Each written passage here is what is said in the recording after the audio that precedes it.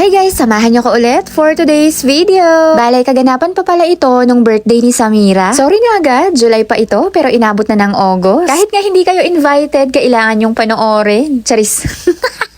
Pero sa birthday ni Samira, mas pinili namin kami-kami na lang talaga. First family ng side ng asawa ko. Mga bilas ko, mga pamangkin ng asawa ko, at mga kapatid niya, at sana si Papa at saka si Mama. Kaso nga lang nung time na yan, hindi sila nakapunta kasi nagkasakit si Mama, yung binan kong babae. Na-hospital nga siya nung araw na yan. Sa mga handa, hindi na ako nakapag-video, hapyaw na lang to. So ang gumawa ng dessert is yung bilas ko. Siya din yung nagluto ng estofado at minudo. Hindi na ako nakapag-video ng mga handa kasi ako din nagluto ng iba. Dalawang ulam lang naman yung handa ni Samira, estofado, minudo, yung dessert, tapos spaghetti tsaka lumpia. May pritong chicken din, tamang may mapagsaluhan lang kami. At heto na nga, hapon na kami nakapunta ng resort. Wala nga ako masyadong nakuha ng videos at pictures kasi nga itong si Samira ayaw na, gusto na talaga magdagat. Super excited. Kahit kakaligo na lang naman nung nakaraan dyan. Lalo nung sinabi nung may-ari na hanggang alas 6 na lang daw ng hapon pwedeng maligo dyan. Pinagbawal na nga ang bonfire at night swimming. Kinagabihan na nga to, siguro ilang minutes na lang mag-aalas 11 na. May mga pangyayari talaga na hindi natin inaasahan. Habang nagaganap nga ang kasiyahan at may konting inuman din, kasama yung mga bayaw, kapatid at pamangkin ng aking asawa, itong kuya Cypher namin ay bigla siyang nadali ng kanyang bike. Sinabihan nga ako na kailangan daw ng tissue or panyo kasi nga daw dumudugo yung daliri ni kuya Cypher. Akala ko naman maliit lang na sugat pero paglingon ko, Diyos mio, umaagos ng napakadaming dugo at umiiyak na siya sa sakit. Tapos ayun na nga, hindi ko na alam yung dadamputin ko. Sabi ko itakbo na natin sa ospital. Pagdating nga namin sa hospital ng iba, Zambales, inasikaso na siya agad, emergency na. Nung time na yan, tinatahi na siya at sumisigaw talaga siya sa sakit. Dapat isa lang talaga yung sasama sa loob, pero pumuslit na ako kasi nga nadidinig ko yung sigaw at iyak niya. Wala namang ibang magawa yung papa niya kundi pakalmahin siya at haplusin nang mabawasan naman yung nararamdaman niyang sakit. Ganun pala yun, kahit hindi pa pala umiepekto yung anesthesia, tatahiin na agad yung sugat. Meron naman agad result yung kanyang x-ray. Sabi ng doktor sa kanya, napakaswerte niya pa din at hindi nadali ang kanyang buto. Babalik na lang kami after 1 week para tanggalin yung kanyang tahe, siguro mga 5 tahe. Nung time na to, tapos na magbayad ng bills yung kanyang papa, tuturukan na lang siya niyan ng anti-tetanus. 150 pesos nga yung bill ni Kuya Cypher. Nagulat pa nga yung asawa ko kasi ang laki na daw ng pinagbago ng public hospital ng iba. Ang ganda na daw. Nakauwi naman kami agad at pare-pareho talaga kaming basa na nakapunta ng hospital. Ang nag-drive nga is yung bayaw ng aking asawa. Nung tinakbo kasi namin sa hospital si Kuya Cypher, hindi ko siya kayang alalayan kasi nagdinerbiyos ako. Kaya yung papa niya yung umalalay sa kanya. Nadali nga yung daliri ni Kuya Cypher sa rotor ng kanyang bike. Kinain ng rotor yung kanyang daliri. Buti na nga lang talaga isa lang. Napakalaki ng sugat niya as in natapyas at halos maputol yung kanyang daliri. Tapos yung laman, para siyang giniling na baboy. Hindi siya parang, nagiling talaga siya. Hindi kinaya ng mare niyo i-video yung ganung sugat. Kinaumagahan na nga ito at gising na lahat. Ang birthday girl na lang ang hindi. Kahapon nga na-celebrate ang kanyang birthday, pero ngayong araw talaga yung birthday niya. Buti na nga lang talaga nakisama pa din yung panahon. Sobrang lakas nga ng ulan kagabi, pero tumigil din kaya nakapaglatag pa din kami ng mga tent na dala namin. Pero may mga kubo naman na pwedeng tulugan na hindi mababasa. Kaya okay lang kahit maulan, kahit hindi makapaglatag ng tent. Mga 6 AM pa lang to, kaya may mga ilan-ilan ang naglalakad sa gilid ng dagat. Hindi nga talaga kalmado yung dagat, matataas yung mga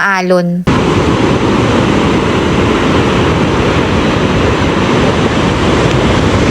Sa mga oras na yan, wala nga yung aking asawa. Pumunta silang Alwa at tingnan nila kung may makukuha silang shell or talaba or kahit anong lamang dagat kasi dumating kaninang madaling araw yung mga ka-riders club niya at ka-work niya dati sa Quezon City.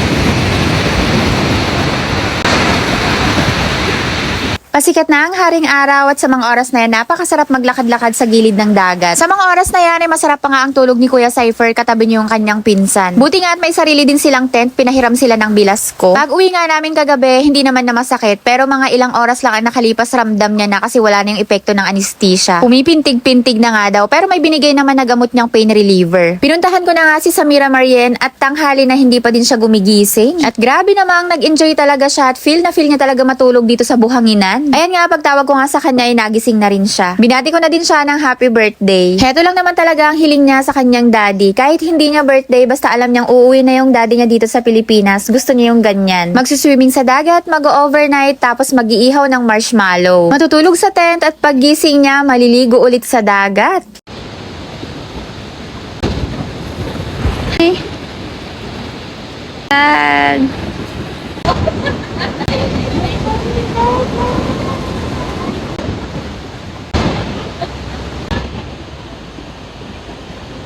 Happy birthday to me again!